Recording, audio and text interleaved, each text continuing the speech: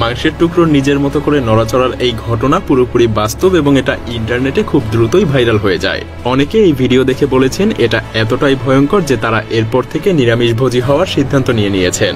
কিন্তু আসুন জেনে নেই এর আসল কারণ কি, কেন এমন হয়। আসলে খুব তাজা গরুর মাংসের স্নায়ুগুলো লম্বা সময় ধরে সক্রিয় থাকে।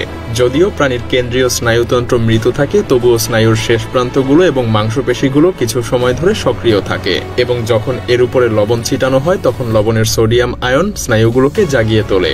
এর ফলে মাংসের টুকরোটা এমনভাবে নড়াচড়া করে মনে হয় যেন এটা জীবিত। মজার ব্যাপার হলো এটা আসলে একটা ভালো মানের তাজা মাংসের চিহ্ন। তবে এটা দেখে অনেকেরই মনে হতে পারে এটা কোনো নেক্রোম্যান্সি বা ভয়ঙ্কর কোনো রেসিপির অংশ। সত্যি বলতে এই ঘটনা আমাদেরকে দেখিয়ে দেয় প্রকৃতি কতটা অদ্ভুত এবং অবিশ্বাস্য হতে পারে। আর শুধু এটাই না, আজকের ভিডিওতে আমরা আরো এমন কিছু বিস্ময়কর ঘটনা নিয়ে আলোচনা করব যেগুলোর বৈজ্ঞানিক ব্যাখ্যা না করলে আপনি হয়তোবা মনে করতেন এগুলো ভৌতিক কোনো কিছু। তো চলুন শুরু করা যাক। বলুন তো এগুলো কি? এটা মূলত ফ্লোরিডার একটা অভয়ারণ্য। এই অভয়ারণ্যের খালটা শুকিয়ে যাওয়ার কারণে ক্যাটফিশের সাথে দেখা হয় কুমিরের। পানি শুকিয়ে যাওয়ার কারণে এভাবেই তাদেরকে একে অপরের সাথে মিলেমিশে থাকতে হচ্ছে। তবে মজার ব্যাপার হলো এখানে কুমিরগুলোর খাবারের অভাব নেই বললেই চলে। 30 মে 2024 বেইজিং শহরের এটা ছিল একটা ঝড়ো এবং বৃষ্টির দিন। সিসিটিভি ক্যামেরার সদর দফতরের বিশাল কাজ পরিষ্কার করছিলেন একদল কর্মী। তবে সেই কাজ তাদের জন্য যতটা সাধারণ ছিল, পরিস্থিতি তার চাইতেও অনেক বেশি ভয়ঙ্কর হয়ে ওঠে। ঝড়ো হওয়া এতটাই শক্তিশালী ছিল যে শহরের বিভিন্ন জায়গার গাছপালা ভেঙে পড়ছিল। আর এই ঝড়ো আবহাওয়ার মাঝে সেই কর্মীরা বিল্ডিং এর উপরে ঝুলেছিলেন। আর তাদের রশিগুলো এতটাই দুলছিল যে মনে হচ্ছিল তারা যে কোনো মুহূর্তেই নিচে পড়ে যেতে পারেন। এই দৃশ্য দেখে যারা আশেপাশে ছিলেন তারা আতঙ্কে চিৎকার করতে থাকেন। কিন্তু অলৌকিকভাবে সবাই আস্তে আস্তে নিরাপদে নিচে নেমে আসতে পারে। হাই স্পিড ট্রেনের সামনের অংশ রক্তে রঞ্জিত। এটা কি কোনো ভৌতিক সিনেমার দৃশ্য? না, এটা বাস্তব। এটা ঘটে দ্রুত গতিতে ট্রেন চলাচলের সময়। এই ট্রেন এতটাই দ্রুত গতিতে চলে যে রাস্তায় থাকা পাখিরা অনেক সময় এটা এড়িয়ে যেতে পারে না। তারা ট্রেনের সঙ্গে ধাক্কা খায় এবং এর ফলে রক্তের দাগ ট্রেনের গায়ে লেগে থাকে। দুঃখজনক হলেও এই ঘটনা পরিবেশবিদদেরকে গভীরভাবে চিন্তিত করে তুলেছে। সাধারণত বন্য পাখিরাই এই দুর্ঘটনার শিকার হয়। আসলে এই সমস্যা সমাধানের তেমন কোনো উপায়ও নেই। আমাদেরকে অপেক্ষা করতে হবে যতদিন না পাখিরা নিজেরাই শিখে নেয় যে এই রাস্তাগুলো তাদের জন্য নিরাপদ নয়। কল্পনা করুন আপনি একটা গ্যাস স্টেশনে গাড়িতে তেল ভরছেন। সবকিছু স্বাভাবিকই মনে হচ্ছে, কিন্তু হঠাৎ করেই মাটির নিচ থেকে বিশাল একটা ফুয়েল ট্যাঙ্ক উঠে আসতে শুরু করলো। মনে হবে মাটির ভেতর থেকে যেন কোনো দৈত্য উঠে আসছে।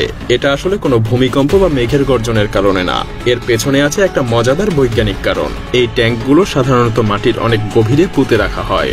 সেগুলো এতটাই ভারী হয় যে কখনোই সেটার মাটি থেকে উপরে উঠে আসতে পারে না। কিন্তু বন্যার পানি যখন মাটির নিচের স্তরকে অনেক বাড়িয়ে দেয় তখন পানির চাপ মাটির উপরের স্তরকে সরিয়ে দেয়। এর ফলে মাটির নিচে থাকা সেই বিশাল ট্যাঙ্কটা পানির উপরে ভাসতে শুরু করে।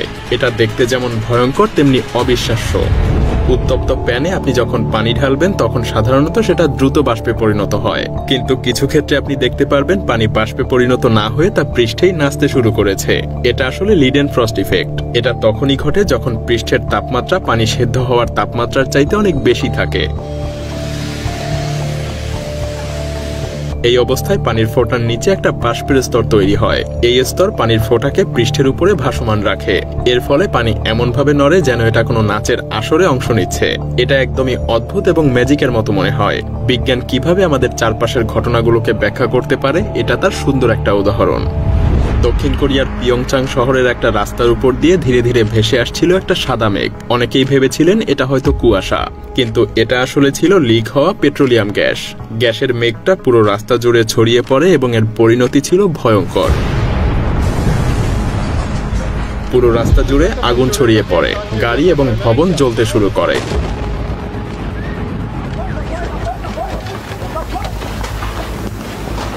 এই সময় যারা গাড়ির ভেতরে ছিলেন তারা ভয়ে বাইরে বেরিয়ে এই পরিস্থিতি দেখতেও যাননি।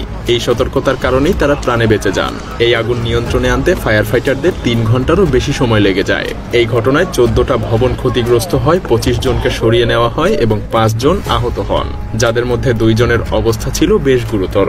গ্যাস লিক হওয়া একটা সাধারণ ঘটনা হলেও এমন ভয়াবহ পরিণতি বিরল।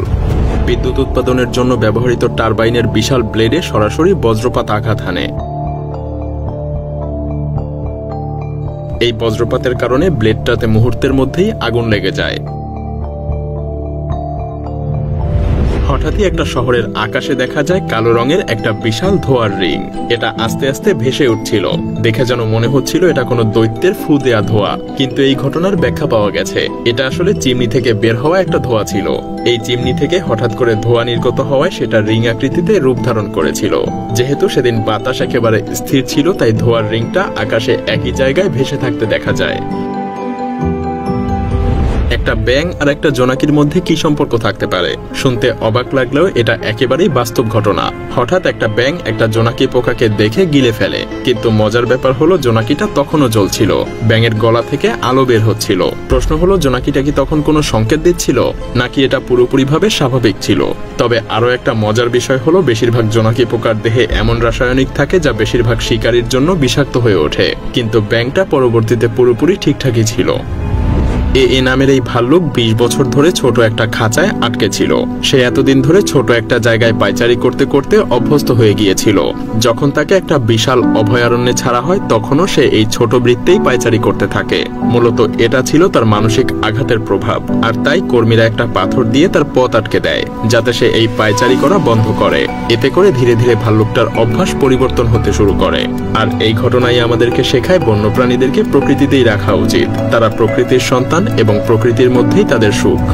আপনি কি জানেন পারমাণবিক অস্ত্র কিভাবে এক জায়গা থেকে অন্য জায়গায় নিয়ে যাওয়া হয়? আসলে এটা কোনো সিনেমার দৃশ্য না, কোনো বিশাল কনভয় বা সাইরেন না। এসব অস্ত্র সাধারণত ট্রাকেই বহন করা হয়। তবে বাইরে থেকে দেখতে ট্রাকটা সাধারণ মনে হলেও এর ভেতরে স্টিলের পুরো দেয়াল আর অত্যাধুনিক নিরাপত্তা ব্যবস্থা আছে। দুর্ঘটনা ঘটলে ট্রাকের ভেতরে ফোম দিয়ে অস্ত্রকে সুরক্ষিত রাখা হয়।